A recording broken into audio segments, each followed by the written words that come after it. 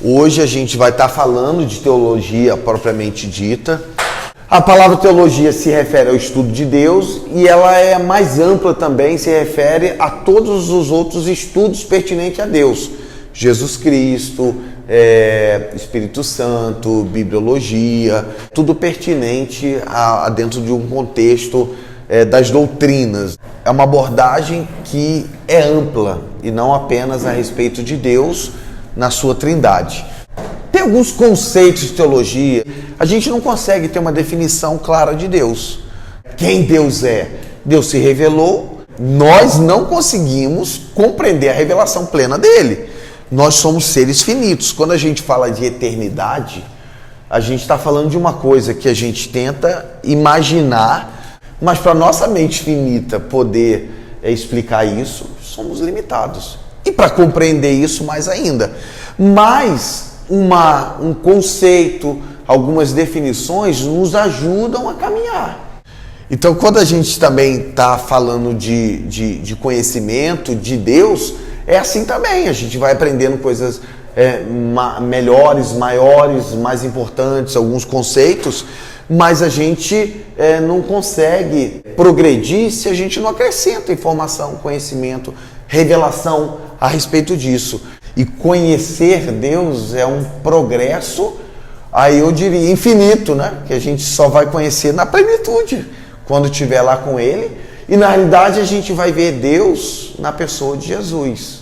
Porque ao ver o Filho a gente tem que conseguir ver o Pai. Então a gente tem algumas definições aqui que está no material, na apostila, e algumas que a gente vai pensar aqui. Vicente Chung traz uma definição a respeito de Deus. Deus é o fundamento metafísico do qual outras doutrinas bíblicas dependem. Portanto, o cristão deve lutar para alcançar um correto entendimento de Deus. Então, você compreender, ter uma ideia de Deus, vai te dar uma capacidade de você viver esse relacionamento com Ele. Porque ter essa base vai te dar a capacidade de você entender as outras coisas também. Porque se você tem um entendimento equivocado de Deus, das Escrituras, pode ser que você se confunda. Tem pessoas, por exemplo, que não entendem as Escrituras e não tem uma definição de Deus plena, aí eles confundem aquilo que a gente estava falando, da justiça. Eles não conseguem compreender que a justiça é um atributo. Aí ele diz assim, não, Deus é amor, então Ele vai me perdoar, mesmo que eu ande errado, Ele me perdoa.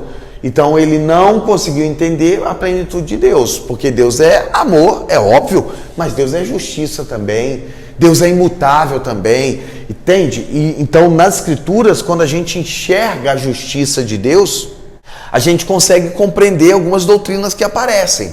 Então são conhecimentos que nos auxiliam a viver mais plenamente em Deus. Outra definição de Mai Pilman: o universo grandioso pressupõe um Criador poderoso. O universo cuja beleza, desenho e ordem apontam para um sábio legislador. Quando a gente olha tudo funcionando, a gente entende que essa criação, ela teve alguém pensante por trás dela. Não é o acaso. Tem uma teoria, quando ele dizia que se você chegasse no meio de uma floresta e você encontrasse um relógio lá, ninguém ia dizer, falou assim, não, surgiu do nada esse relógio. A nossa mente vai dizer, alguém fez, porque é distinto de tudo aquilo. Então você entenderia que alguém pensou naquilo para que ele pudesse estar ali. É como olhar o universo e a gente dizer, foi o acaso. Aquele ser eterno é Deus, o eterno, a causa e a origem de todas as coisas boas que existem. Mai Pilman.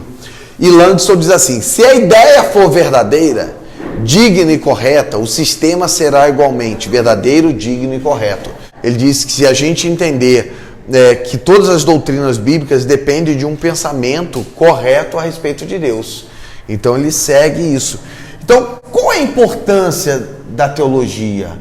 Tudo que a gente crê a respeito de Deus determina como a gente vai viver, o que a gente vai fazer, a respeito da justiça de Deus, do amor de Deus, do relacionamento com Ele. Tudo vai depender dessa ideia inicial, daquilo que a gente acredita a respeito de Deus. Por isso que às vezes algumas coisas são como destruir uma parede. A parede sustenta um telhado. Quando uma parede cai, o telhado fica fragilizado. Quando duas paredes caem, o telhado já corre um risco sério de cair. Está por um triz. E possivelmente vai cair, dependendo do vento. A nossa vida, ela tem a tendência de, quando nós temos um conceito errado de Deus, quando algumas coisas ruem, a nossa fé, ela vai abaixo. Como se a gente acreditar que Deus vai fazer tudo o que a gente deseja, e quando a gente chega no momento de orar para o enfermo e aquela pessoa não é curada, a gente pode se frustrar. Então, o conceito de que Deus é um paizão que vai fazer tudo o que eu quero, da maneira que eu quero, na hora que eu quero, se a gente entender Deus dessa maneira, pode ser que em alguns momentos da nossa vida uma parede caia, que a gente se frustre. Por isso, entender ou tentar entender outros princípios da palavra de Deus nos auxilia a ter uma fé firmada e não nos decepcionarmos com coisas que vão acontecer na nossa vida. Então, a nossa percepção de Deus, da palavra, da revelação de Deus é importante para esses momentos da nossa vida. Temos as definições, temos as ideias, mas a gente precisa compreender da limitação humana para chegar nesse nível desse entendimento. Por mais que Deus se revele plenamente, a gente não vai conseguir entender o todo. Dentro disso, a gente tem que buscar o conhecimento de Deus. E a gente já pincelou algumas coisas a respeito disso. Teologia é o conhecimento de Deus, é buscar conhecer Deus. É o empreendimento humano na busca do que Deus quer se fazer conhecer. A teologia é o conhecimento de Deus, é a gente buscar conhecer Deus. Registrando novamente, é limitado por causa da nossa limitação, mas Deus quis se revelar. Para o conhecimento, nós pressupomos sempre uma revelação. Ninguém vai chegar e vai dizer assim, eu fui e conheci Deus. Não, Deus que se revelou a nós. Sempre pressupõe a revelação. Romanos 1,19, Paulo, porque Deus lhes manifestou. Mateus 11:27, ninguém conhece o Filho senão o Pai, e ninguém conhece o Pai senão o Filho, e aquele a quem o Filho quiser revelar. Então a teologia é possível porque Deus se revelou na Bíblia.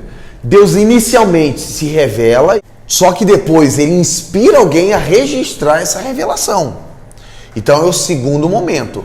Então o que nós temos aqui não é a revelação direta, é uma revelação secundária. O registro da revelação é o segundo momento. Então, através das Escrituras, Deus revelou sua existência, atributo e exigências morais. Vicente Jung fala desse conhecimento inato. Ele diz que todo ser humano, em qualquer lugar, em qualquer cultura, ele tem dentro dele isso que questiona a respeito do aspecto metafísico. Em todo lugar, alguém, em algum momento da sua vida, ele vai buscar e ele vai dizer, existe algo maior do que eu e eu preciso me voltar para isso. A possibilidade da mente é reconhecer um Criador, ele diz isso, que todos podem olhar. A diferença de você conhecer um poder que criou todas as coisas, para o Deus pessoal da Bíblia, há uma grande diferença. A filosofia tinha um ser metafísico por trás, acima de tudo, que criou todas as coisas. Só que esse poder, esse ser, ele não é pessoal, não tem personalidade. É a crença num poder que ele não tem vontade, ele não tem direção, ele não é uma pessoa, ele não tem identidade. O que a Bíblia apresenta é diferente disso. O ser, e esse O maiúsculo, que criou todas as coisas, ele tem vontade, ele é uma pessoa, ele tem vontade própria.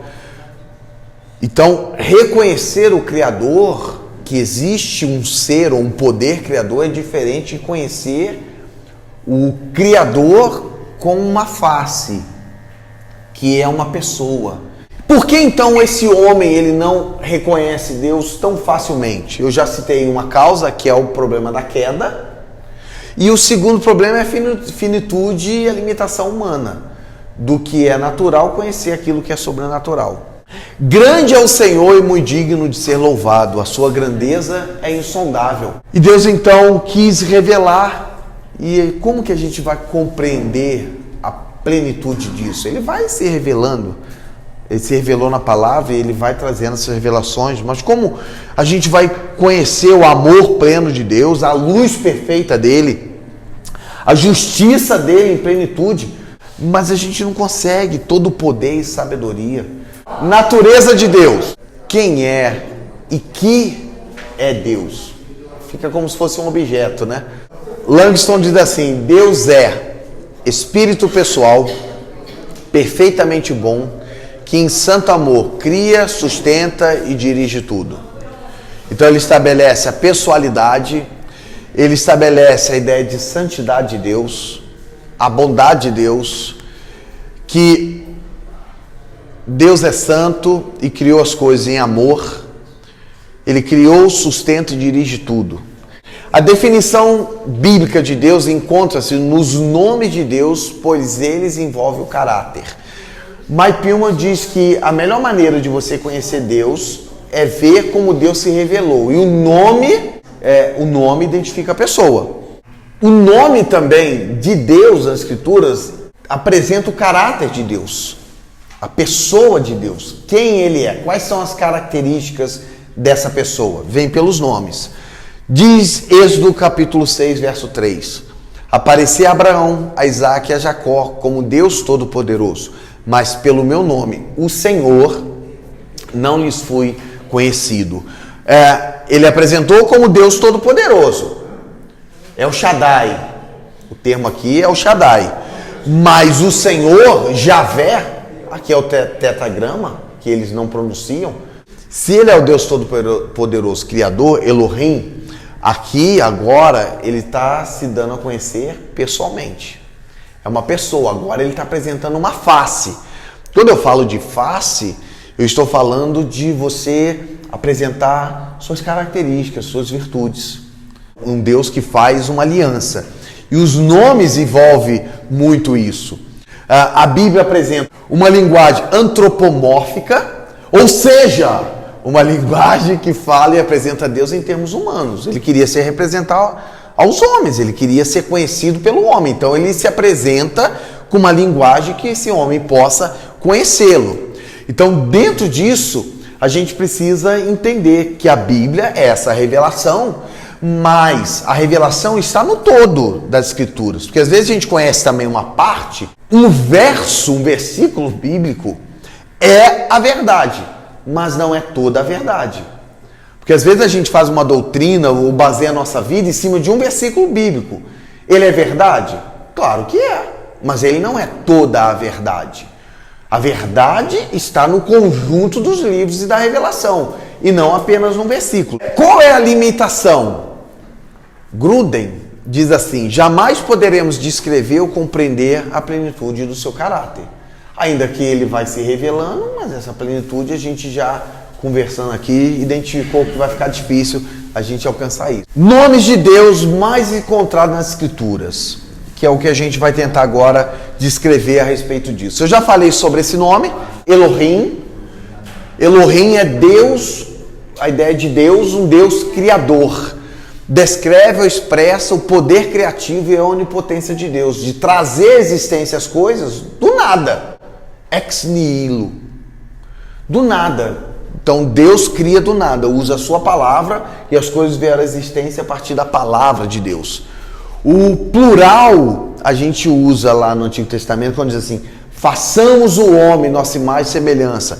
Elohim é o Deus criador, que lá no Antigo Testamento, em Gênesis, apresenta, além da plenitude de poder para criar do nada, representa também a Trindade. Façamos o homem. no conselho divino da Trindade, decidem criar o homem. Javé, aí aqui, é um Deus sem face. É criador, mas ele não revela diretamente a sua personalidade. Mas Deus queria ser conhecido, não era o Deus distante que criou e deixou. Ele então tinha um propósito de revelação, e esse homem se perdeu nesse propósito pelo pecado. Então Deus precisa agora realizar um plano de reconciliar, que é o termo que Paulo usa em Colossenses. Aí Javé, Jeová, ele se revela a um povo. O termo é Senhor. Eugene Peterson usa a expressão eterno. Por que eterno? Porque esse termo, Javé, tem a sua origem no verbo ser, que é uma ideia de um ser atemporal. Então, quando ele se apresenta, Moisés diz assim: Senhor, quem eu vou falar que tu és? Ele diz assim: diga que eu sou te enviou. Aí ele diz, o eu sou é a ideia do ser. Ele é, ele que era, ele que é e ele que há de ser. Por isso Eugene Peterson prefere usar o termo eterno. Né? Por quê? Porque é aquele que era, que é e que sempre será. Então, Senhor eterno é muito vinculado à ideia da aliança. Porque Deus agora se revela a um povo. Estabelece uma aliança, ele tem leis. Antes ele se revelava a pessoas, não era isso? Ele fazia aliança com pessoas, os patriarcas. Mas agora a aliança é com uma nação. Então ele se dá a conhecer a uma nação. Lógico que a manifestação dele a uma pessoa, a pessoas, fazia parte do processo pedagógico para que ele pudesse conduzir, trazer esse conhecimento a todos. O Deus Elohim é o Deus criador, mas o Javé é o Deus da aliança, é o Deus mais relacional. Relação, mais aliança, mais pessoal. Então, o Javé é o Deus que se revela para ter comunhão com o povo, para fazer uma aliança com esse povo, porque ele quer ser conhecido. O tabernáculo era montado no meio das tribos. Ele queria estar no meio do povo, ele queria ser conhecido pelo povo. E esse era o objetivo. A relação entre Jeová e Israel é uma relação de aliança. Ele apresenta a lei, você vê que Moisés sobe, recebe a lei, aí tem aquela situação toda, desce, quebra, volta de novo. Quando ele apresenta a lei e o propósito de Deus, o que Deus queria, ele pergunta: e aí? Ele diz assim: sim, tudo que disseres nós faremos. Eles aceitam uma aliança. Por isso é relacional, não é uma coisa impessoal, imposta. É na realidade uma aliança. Você aceita, você precisa se posicionar aceitando essa aliança. Aquela questão que a gente usa no Novo Testamento de ser uma confissão pública. Eles dizem: sim, é morto o animal, o sangue do animal é aspergido. É o símbolo da aliança sendo selada. O sangue do animal é aspergido sobre o povo. Então eles estão agora numa relação com Deus, pessoal, em aliança. Berit é o termo da aliança lá do Antigo Testamento. A aliança de Deus. Aí dentro dessa aliança, se eu tenho um relacionamento com alguém, eu agora passo a cuidar desse povo. Eu tenho suprimento. Então, a partir desse relacionamento, desse vínculo, desse Deus que se revela, Deus então age, e as ramificações desse nome do Jeová é justamente o Deus dentro da aliança se revelando à nação. O Jeová, o Deus da aliança, é o Deus que cura os doentes. O Jeová, o Senhor, é a nossa bandeira, é aquele que guerreia as nossas guerras, né? Imagina a bandeira que vai à frente do exército, que representa a nação que eles estão ali lutando. Ele diz assim: quem é que vai na frente para a batalha? É o Jeová Nissi. O Jeová Shalom, o Senhor é a nossa paz. É aquele que, se você está sobrecarregado, você tem a quem recorrer. Mas já havia prefigurado na aliança tudo aquilo que Deus traria sobre a vida deles. Jeová Raá, o Senhor é o meu pastor. aquele que cuida, aquele que alimenta, aquele que guarda. Jeová Tsidkenu, o Senhor é nossa justiça aos necessitados de justificação. Jeová Jireh, o Senhor que provê aos necessitados de provisão. Jeová Shammah, o Senhor está ali.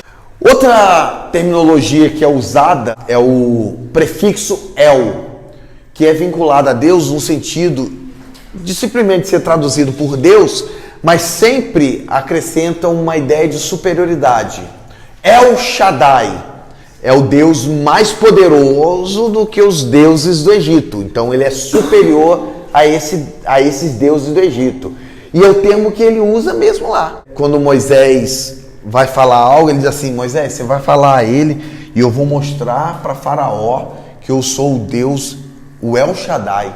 Ou seja, eu sou o Deus maior do que os deuses do Egito, né? E ele prova isso realmente através das ações. El Elyon, Deus Altíssimo, exaltado sobre tudo o que se chama Deus ou deuses. El Shaddai, o Deus Todo-Poderoso, o Deus que é suficiente para a necessidade do seu povo. El Olam, o Eterno Deus. Adonai, Senhor ou Mestre, usado na Septuaginta, Adonai. Ideia de governo, domínio também. E a gente está nessa aliança do governo, do Adonai e do Abba, que aí o Novo Testamento apresenta muito essa configuração, ainda que seja do Antigo Testamento também. No Antigo Testamento tem Deus também se manifestando como Abba, como Pai. Deus é a fonte. Pai nosso que estais no céu. Pater. Pater. Ele diz assim, quando você orar, você vai dizer assim: Pai nosso, Pai, tu és a fonte de tudo. É a fonte que iniciou, a fonte que sustenta, que provê. Nele existe já tudo, ele é a fonte. E ela não está no ambiente comum como nós vivemos. É o Pai nosso que está nos céus. Governa lá de cima, olhando tudo. Tudo debaixo do controle dele. É o Pater, a fonte de todas as coisas, inclusive do homem. Já no Novo Testamento a ideia do Pai, que a ideia é que todos que nasceram têm uma fonte comum, que ninguém existiria se não fosse dessa fonte aqui, o Pai. Então todos que vivem nesse grande oikos, né? A casa, a terra como casa, são na realidade, vêm do Pai. E a ideia é que eles possam se voltar para o Pai e reconhecer o Pai como a fonte da vida dele, da existência de todos